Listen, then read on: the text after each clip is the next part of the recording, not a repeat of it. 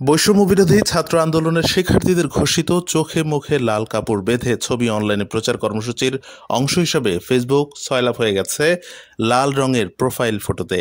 পাশাপাশি অনেককে চোখে ও মুখে লাল কাপড় বেঁধে একক ও দলগত ছবিও দিতে দেখা গেছে।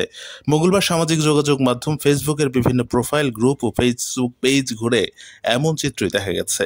কোটা আন্দোলন ঘিরে নিহতদের স্মরণে মঙ্গলবার দেশব্যাপী শোক পালনের সিদ্ধান্ত নেয় সরকার। সোমবার মন্ত্রিসভায় বৈঠকে সিদ্ধান্ত নেওয়া হয়। তবে সরকার ঘোষিত এই শোক কর্মসূচির সিদ্ধান্ত প্রত্যাখ্যান করে বৈষম্য বিরোধী ছাত্র আন্দোলন। সোমবার রাতে এক বিজ্ঞপ্তিতে মুখে লাল কাপড় বাঁধার কর্মসূচি গ্রহণ করে সমন্বয়ক মাহিন সরকার। এরপর সোমবার রাত থেকেই সামাজিক যোগাযোগ মাধ্যম ফেসবুকে শিক্ষার্থীরা তাদের প্রোফাইলের ছবি লাল রঙের করেন। অনেকে আবার মুখে ও চোখে লাল কাপড় বাঁধার ছবিও নিজের প্রোফাইল পিকচার হিসেবে দিয়েছেন। এসব ব্যক্তির মধ্যে শিক্ষক, সংস্কৃতিকর্মী, সাংবাদিক, লেখক, শিক্ষার্থী সহ নানা শ্রেণী পেশার মানুষ রয়েছেন। লাল কাপড় বাঁধার কারণ হিসেবে বৈষম্য বিরোধী ছাত্র আন্দোলনের সমন্বয়ক আব্দুল হান্নান মাসুদ বলেন, সরকার শোক দিবস ঘোষণা করে নিহত শহীদদের সঙ্গে তামাশা করেছে। এর প্রতিবাদে আমরা তাদের কালো ব্যাচ ধারণ কর্মসূচিকে বয়কট করেছি।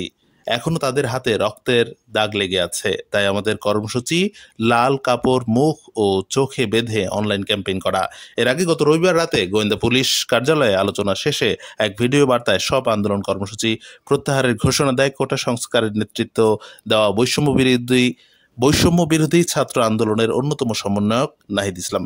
এ সময় আন্দোলনের সমন্বয়ক সারজিদ আলম, হাসনাত আবদুল্লাহ, আবু বাকের মজুমদার, আসিফ মাহমুদ ও নুসরাত তাবাসসুম উপস্থিত ছিলেন। তবে ডিবি অফিসে তাদের দিয়ে জোরপূর্বক বিবৃতি দেওয়ানো হয়েছে এমন অভিযোগ তুলে নতুন কর্মসূচি ঘোষণা করে বাকি সমন্বয়করা। তারপর থেকেই একের পর এক কর্মসূচি দিয়ে যাচ্ছেন তারা।